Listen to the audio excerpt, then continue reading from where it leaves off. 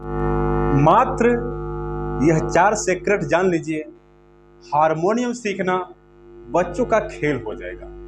जी हाँ प्यारे साथियों, मेरी इस टाइप की वीडियो बहुत ही ज़्यादा रिसर्च करने के बाद ही आती है। मैं पहले बहुत अच्छे ढंग से एकदम घुस कर उस चीज़ पर रिसर्च करता हूँ, फिर बाहर लाता हूँ आपको यह बताने के लिए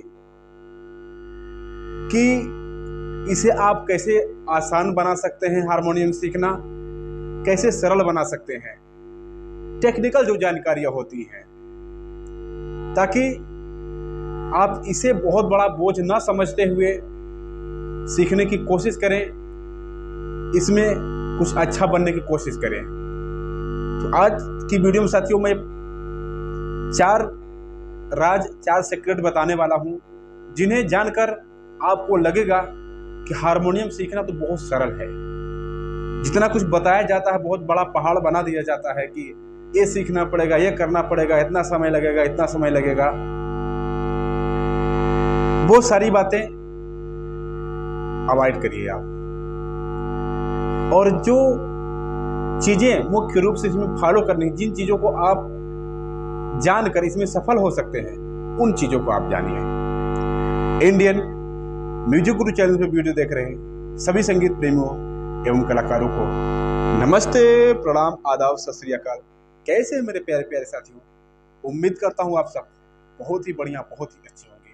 तो चलें देर न करते हुए वीडियो की स्टार्ट करते हैं और वो 4 सीक्रेट जानते हैं, 4 फार्मूला जानते हैं, जिनसे कि हम हारमोनियम सीखने में और सरलता महसूस करें और कम समय में ही सीख जाएं।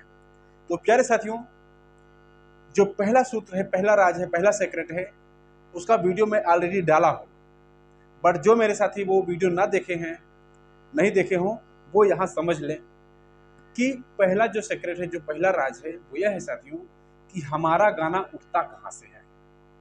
क्योंकि जब हम गाना बजाने बैठते हैं, कोई गाना बजाने की कोशिश करते हैं, सबसे पहली समस्या हमारे पास यही रहती है, हमारे सामने यही आती है कि हम गाने को उठाएं कहाँ से। हाँ, तो सबसे पहला हम यही सॉल्व करते हैं पहले राज में, पहले सीक्रेट में, कि हम गाने को उठाते कहाँ से हैं। तो प्यारे साथियों, कहीं से भी आप ये मध्य जो सप्तक है आपका, कहीं से भी आप एक नोट ले लें, मतलब उसे अपना सा बना लें। ठीक, जब आप उसे सा बना लेंगे तब क्या होगा, तब आप ये देखेंगे कि अब हमें गाना उठाना कहाँ से है। तो प्यारे साथियों, आप जब सा माने हैं तो सा के बराबर पहले गुनगुनाइए, गुनगुना कर देखिए आप कि आपका जो गाना है साही से तो नहीं उठ रहा है। क्योंकि अक्सर गाने सा से ही उठते हैं, सेकंड पा से उठते हैं, थर्ड गा से उठते हैं। तो ये 3 चीजें आपको याद रखनी है। कोई भी गाना लीजिए, कहीं से भी सा मानिएगा, सबसे पहले सा को वरीयता दीजिएगा, दूसरी वरीयता पा को, और तीसरी गा को। ठीक, इन 3 सुरों से ही आपका गाना उठता है। और कभी कभार ऐसा भी होता है कि नीचे का जो पा है वहां से भी गाना उठता है। ये 99% गानों की मैं बात कर रहा हूँ। 1% गाने किसी और सुर से, जैसे मा से या रे से भी उठ सकते हैं। ठीक, बाकी 99% गाने जो हैं सा गा पा से ही उठते हैं। ठीक, और इनका अंतरा भी सा से या गा से या पा से ही उठता है। इस बात को एकदम आप गांठ बांध लें, मतलब कंफ्यूज ना हो कोई भी गाना बजाते समय। आप इस टेक्निक को, इस सूत्र को याद कर लें कि गुरुजी ने क्या बताया था कि या तो सा से, या तो पा से, या तो गा से। इसको एक बार आजमा लीजिएगा, अगर यहां से नहीं निकलता तब अन्य जगहों से आप खोजिएगा। ठीक, और इसमें भी कैसे आप जान पाएंगे, आप गाने को गुनगुनाएंगे तो ऊपर से लगेगा ज्यादा तो वो पा से ही हो जाएगा, थोड़ा ऊपर से लगेगा गा से हो जाएगा, नीचे से लगेगा तो आपका नीचे का पा से हो जाएगा। ठीक, तो ये पहला सीक्रेट था साथियों, पहला राज था। लास्ट में मैं एग्जाम्पल के साथ भी दिखाऊंगा आपको, गाने बजा कर देखिए सत्य बात है कि नहीं, जो मैं बोल रहा हूं वो क्लियर आपको करूंगा लास्ट में। दूसरे राज की तरफ चलते हैं साथियों। जो दूसरा हमारा सीक्रेट है वह यह है कि हम कोई भी गाना लिए हैं, उसमें कौन कौन से सुर लग रहे हैं हम कैसे जान पाए। पहली तो हमारी समस्या यह रहती है कि गाना उठ कहाँ से रहा है, और दूसरी समस्या आ जाती है हमारे सामने कि कौन कौन से सुर लगेंगे इस गाने में। तो प्यारे साथियों, अगर हम फुल 100% ना बात करें, 80-90% की बात करें, तो ये बात एकदम से क्लियर रहती है कि जैसे गाने का मूड जो है अगर चंचल किस्म का है, समझिएगा, खुशी वाला है, तो उसमें संभावना रहती है कि शुद्ध नोट, 80% संभावना रहती है शुद्ध नोट लगने की। और यदि विरह वाला कुछ दृश्य है, दर्द वाला है, जुदाई वाला है, तो उसमें सुनिश्चित है साथियों कि विकृत सुर यानी कि कोमल या तीव्र सुर जरूर लगा रहेगा। 80% संभावना ऐसी रहती है और सुनिश्चित है यह भी मैं एग्जाम्पल के साथ अभी दिखाऊंगा, इसे भी करके, ठीक, कि किस प्रकार के गाने में कौन से सुर लगे होते हैं। और कभी कभी इसके एकदम उलट भी होता है, जो 20% बच रहा है आपका, कभी कभी इसके उलट भी होता है कि गाने का जो मूड है वो खुशी वाला है, लेकिन जो सुर लगे हैं वो विकृत लगे, यानी दर्द वाले। और कभी कभी ऐसा होता है कि गाने का जो मूड है वो दर्द वाला है, लेकिन जो सुर लगे हैं वो खुशी वाले हैं। तो ऐसा क्यों होता है? ऐसा इसलिए होता है साथियों कि जो भी गाने हमारे बनते हैं, वो जो हमारी मूवी है, जो हमारी फिल्म है, फिल्म में क्या दृश्य चल रहा है, उसका स्टोरी का हमारे सिचुएशन क्या है, समझिएगा बात को। सिर्फ गाने के शब्द सुनकर नहीं, गाने का शब्द मत सुनिएगा, उस मूवी में ऐसी उस समय परिस्थिति क्या है, क्या स्टोरी चल रही है, उसको ध्यान में रखते हुए ही सॉन्ग राइटर जो होते हैं, कवि जो होते हैं, वो गाने को लिखते हैं और कंपोज करते हैं। जो म्यूजिक डायरेक्टर हैं वो कंपोज करते हैं। तो भले ही खुशी वाला आपको शब्द दिख रहा है कि दूल्हे का सेहरा सुहाना लगता है, दुल्हन का तो दिल दीवाना लगता है। अब आप देखें इसमें शब्द क्या है, आपका सीधा सीधा स्पष्ट दिख रहा है कि दूल्हे का सेहरा सुहाना लगता है और दुल्हन का तो दिल दीवाना लगता है। एकदम खुशी का माहौल है, ऐसा शब्द सुन के लग रहा है ना। हाँ, बट साथियों इसकी जो सिचुएशन है वो दर्द भरी है। आप मूवी देखिएगा, आपको पता चलेगा। तो इसमें अभी देखिए, इसमें कौन कौन से सुर लग जाते हैं। इसमें कोमल धा और कोमल नी लग जाता है इस गाने में। और जैसे हम एक एग्जांपल और ले लें कि एक प्यार का नगमा है, मौजों की रवानी है। अब इस गाने को आप सुनेंगे तो गाना सुनकर ऐसा लगता है कि एकदम दर्द भरा है, लेकिन इसमें सारे के सारे शुद्ध सुर यूज हुए। तो मेन चीज ये है साथियों कि जो हमारा गाना है, गाना किस सिचुएशन पर लिखा गया है, किस सिचुएशन पर कंपोज किया गया है। म्यूजिक डायरेक्टर, गीत राइटर जो होते हैं, वो इस चीज को माइंड में रखकर ही काम करते हैं, ना कि गाने का शब्द सुनकर। गाने का शब्द सुनकर तो ऐसा भी होता है कि जैसे आजकल की लड़कियां कमाल करती है।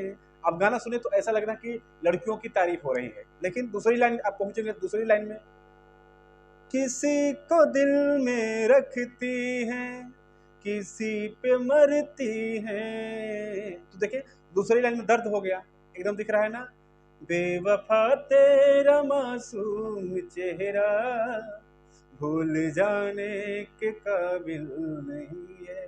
अब जब पहली लाइन हम सुन रहे हैं गाने की तो एकदम खुशी का माहौल दे रहा है कि एकदम खुशी वाला गाना है, लेकिन तू बहुत खूबसूरत है लेकिन दिल लगाने के काबिल नहीं। एकदम सारा चीज ओपन हो गया कि है क्या स्थिति।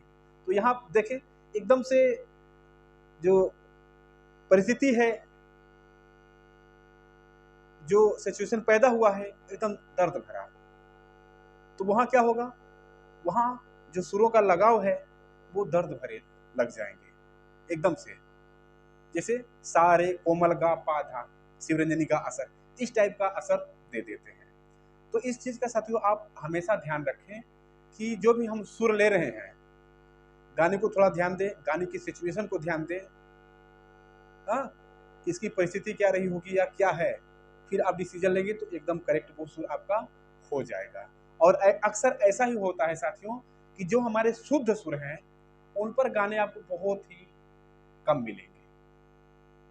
कुछ और मैं एग्जांपल बताता हूं आपको, जैसे यही गाना एक जो आपका राग है या थाट ही कह लेते हैं, जैसे आपका काफी हो गया, काफी में कोमल गा और कोमल नहीं लगता है, तो ऐसे तो इसकी जो फीलिंग है वो दुख वाली आनी चाहिए, कोमल लग रहा है नहीं, यह श्रृंगारिक प्रकृति देता है। इसकी जो फील है साथियों श्रृंगार वाली है, मधुर है, प्यार मोहब्बत वाली है। और जैसे हमारा आसावरी हो गया, जैसे मैं अभी बताया ना दरबारी गाना, दरबारी राग का गाना, उसी तरीके से आसावरी में बहुत सारे गाने ऐसे हैं जो प्यार मोहब्बत वाले, श्रृंगार वाले हैं। हाँ, तो शुद्ध में थोड़ा सा कम ही गाने बने हैं, विकृत सुरों का मेल करके ही अधिकतर गाने बनते हैं। तो इसका भी आपको ध्यान रखना है कि हर प्रकार के सुर आपको लेने ही लेने हैं। अगला राज हम जानते हैं साथियों, अगला सीक्रेट हमारा क्या है। अगला सीक्रेट हमारा साथियों यह है कि गाने को बजा रहे हैं तो उस प्रॉपर गाने में पूरे कितने सुर लग सकते हैं। कोई भी गाना हम ले लिए हैं तो उसमें कितने प्रॉपर सुर लग सकते हैं, ये चीज जानना बहुत जरूरी होता है। ये चीज जानकर आप और नजदीक पहुंच सकते हैं। देखिए साथियों, कोई भी गाना आप बजाएंगे, अगर राग के हिसाब से हम लें तो राग की यह परिभाषा है कि कम से कम 5 और ज्यादा से ज्यादा 7 सुरों का समूह क्रम वाइज, मतलब क्रम से जो सुर लगे हों उनका समूह ही राग बनता है। तो एक राग में कितने सुर, कम से कम 5 और ज्यादा से ज्यादा 7। लेकिन कुछ सुर हमारा तार सप्तक का और कुछ सुर मंद्र सप्तक का और कभी कभी विवादित सुर भी शामिल हो जाता है। हाँ, तो ऐसा देखा जाए तो साथियों कम से कम एक गाने में हमारा 10-12 सुर लग जाता है। पूरा सुर हम मिला दे तो 10-12 सुरों का मेल हो जाता है, तो वो गाना हमारा बन जाता है। ठीक, अब यहाँ एक चीज और समझते हैं इसी में कि जैसे हम कोई गाना बजा रहे हैं और हम किसी भी तरीके साथियों मुखड़े को ढूंढ लिए, मुखड़ा हमारा कंप्लीट हो गया, तो आप इतना सुनिश्चित हो जाएं कि अन्य अब जो आगे सुर लगने वाले हैं वही सुर बार बार यूज होते हैं, वही सुर आपको पुनः पुनः यूज करने हैं। जैसे अब मान लीजिए कि हम मुखड़ा बजाएं और मुखड़ा में हमारे 8 सुर लगा या 10 सुर लगा या 7 सुर लगा, तो जब अंतरा हम प्ले करेंगे, अंतरा बजाएंगे, तो वही सुरों का अलग अलग स्वर समूह बनाकर लग जाते हैं और गाना हमारा बच जाता है। जो मैं एग्जांपल बताया था वो लास्ट में बताऊंगा और इस चीज को भी उसमें इंक्लूड करूंगा ताकि आप और क्लियर हो पाए। अगली जो बात है साथियों हमारी लास्ट, यह बात मेन वाली है साथियों कि हम गाने का उतार चढ़ाव समझें, अपने से सुनिश्चित ना करें कि ये फला सुर ही इसमें लग रहा है। थोड़ा सा अगर हम इस पर काम करेंगे कि गानों का उतार चढ़ाव समझ के, उसकी फीलिंग समझ के कि किधर से किधर जा रहा है, अगर यह समझ के हम गाना बजाने की कोशिश करते हैं, गाना उतारने की कोशिश करते हैं, तो प्यारे साथियों हमें बहुत ही जल्द सफलता मिलती है। अब आते हैं हम एग्जाम्पल पर। सबसे पहला एग्जाम्पल हम देखते हैं कि हमारा जो गाना है वो उठता कहाँ से है, यह बात हुई थी ना। अब इसी में मैं चारों एग्जाम्पल को समझा दूंगा, जो भी चारों सीक्रेट मैं बताया उनको भी समझा दूंगा, आप ध्यान से देखिएगा। जैसे मान लीजिए कि हम इसको सा मान रहे हैं, ठीक, इस सुर को, तो गाना एक ले लेते हैं, जैसे जो मेरी रूह को, ठीक, तो देखें, जो मेरी रूह को चैन दे प्यार दे। अब देखें पहली बात जो थी कि गाना उठता कहाँ से है, तो देख लें हमने इसको सा माना और गाना हमारा ये यहीं छूट गया। जो मेरी रूह को चैन दे प्यार दे, वो खुशी बन गए हो तुम, जिंदगी बन गए हो तुम। अब यहाँ एक चीज देखिए साथियों, ये तो हम क्लियर हो गए कि हमारा गाना उठ कहाँ से रहा है, सा से उठाना। और दूसरी बात ये आप देखें कि मैं एक चीज़ बोला था ना कि जो स्वर समूह है, अगर कोमल सुर भी लग रहे हैं तो भी जो हमारा गाने का मूड है उस पर आधारित होता है। देखें, चूंकि इसमें देखें कोमल गा, कोमल धा और कोमल नहीं लग रहा है, लेकिन गाना अगर गाना आप सुनेंगे तो जो मेरी रूह को प्यार दे, चैन दे प्यार दे, वो खुशी बन गए हो तुम, जिंदगी बन गए हो तुम। तो गाना देखें तो खुशी वाला दिख रहा है एकदम से, लेकिन सुर देखें तो कोमल गा, कोमल धा और कोमल नहीं लग रहा है। हाँ, तो ऐसा भी होता है। तो ज्यादा तक आप जोर दीजिएगा कि सुरों से सुर को मिलाने, इस पर आपको ज्यादा फोकस करनी है। ठीक, अब देखते हैं इसका अंतरा जो है, जिस्म से जान तक पास आते गए, इन निगाहों से दिल में समाते गए, जिस हंसी ख्वाब की थी तमन्ना मुझे, बस वही बन गए हो तुम, जिंदगी बन गए हो तुम। अब इसमें सुर देखे साथियों, हमारा कहाँ से अंतरा उठ गया, पा से। तो जो मैं पहले बात बोला था वो एकदम सुनिश्चित है। और गाने का एग्जांपल देख लें आप, जैसे सा सा समंदर, अब हमने सा कहाँ से लिया है, इसको लिया है, लेकिन गाना उठ कहाँ से रहा, यहाँ से। सा समंदर पार में तेरे, क्लियर।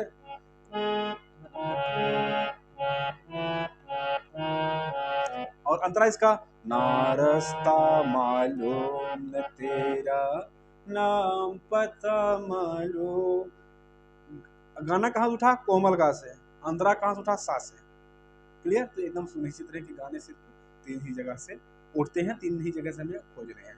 अब हम देखते हैं कि कितने नोट लगते हैं, जैसा कि मैं चर्चा में ही बताया था ना कि कितने नोट लग सकते हैं हमारे एक गाने में। तो देखिए, जैसे 1 2 3 4, चैन दे प्यार दे, 1 2 3 4 5 सुर हो गए। हाँ, वो खुशी बन गए हो तुम। तो 1 2 3 4 5 6 सुर लग चुका है। हाँ, जिंदगी बन गए हो तुम। और एक सुर यहाँ ले लेते हैं मंद सप्तक का, कितना हो गया, 7। फिर जिस्म से जान तक पास आते गए, इन ख्यालों से दिल में समाते गए, जिस हंसी। अब ये देखिए साथियों, ये जो गाना हमारा है कुल मिलाकर 7 सुरों पर है। इसका मुखड़ा भी बज गया और अंतरा भी बज गया। कहने का मतलब ये है कि जो नोट हम मुखड़े में लगाए थे, सेम वही नोट हमारे अंतरे में भी लग गए।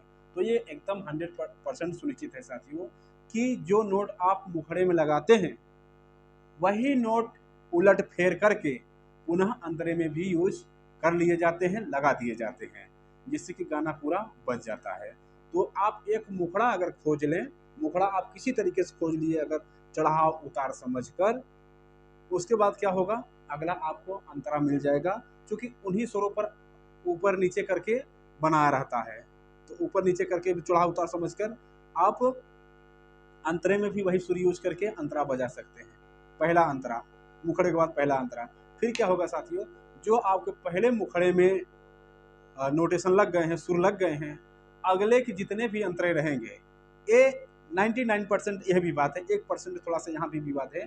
जैसे रफ़ी साहब या किशोर कुमार या लता दीदी के जो गाने होते हैं, उनका कभी कभार मिला है ऐसा देखने को कि जैसे 3 अंतरा है तो तीनों अंतरे दूसरी दूसरी जगह से, दूसरे सुर से, उनकी बात अलग है।